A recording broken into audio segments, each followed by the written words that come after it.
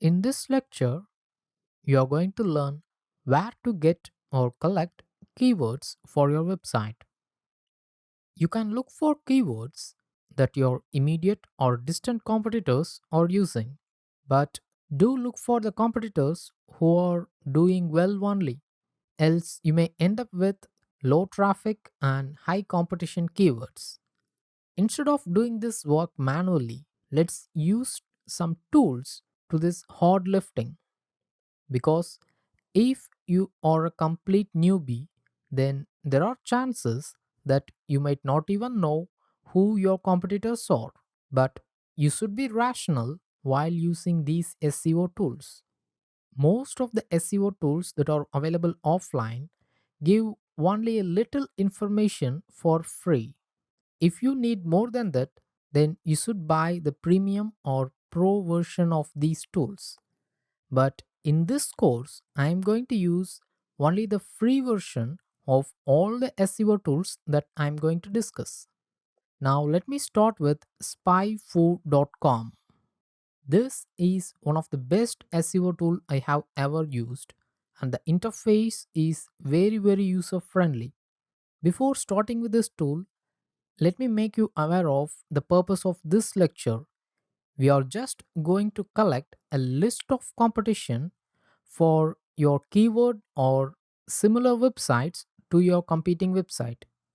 Let me assume that I'm going to start a technology website. That is, I will post news and reviews of latest gadgets or technological items. In such case, let me assume that I know only one website of that category, and that is Engadget. So I have searched for engadget.com on SpyFu.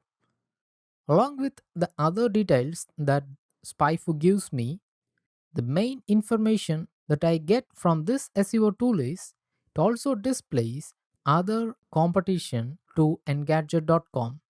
So I started with just one competing website. Now I have got another 5 competing websites. So you just need to make a list of all the competing websites that we are going to see in this lecture for your competitor. So once we have completed making that list, then we can see the top ranking keywords of all these competition. Now let's move on to the next SEO tool, alexa.com. When I search for Engadget on Alexa, it also gives many other details similar to SpyFu, but what I am concerned with is what sites are related to Engadget.com. Here I get another 10 websites that are similar to Engadget.com, but they doesn't need to be of similar domain authority compared to Engadget.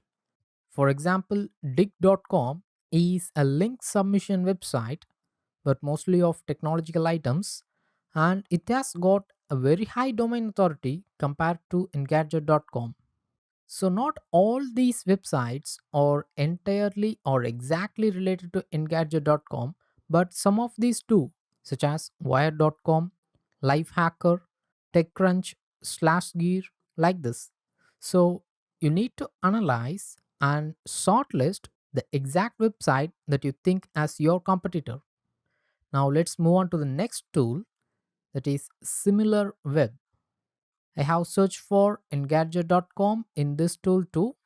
You can directly come to similar sites where you have got two types of categorization. One is the similarity, that is, this suggests websites that are very similar to the content that is published on engadget.com.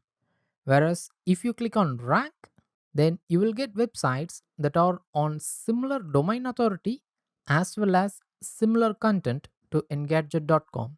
So as far as I know, SimilarWeb is the best tool even out of the 3 SEO tools that I have suggested to get the best list of similar websites that you are competing with. So, from this lecture, you could have got some 10 to 20 similar websites or competition websites to your niche. In the next lecture, let's see how we can list out the top ranking keywords for which These websites are getting the most traffic from organic search or Google.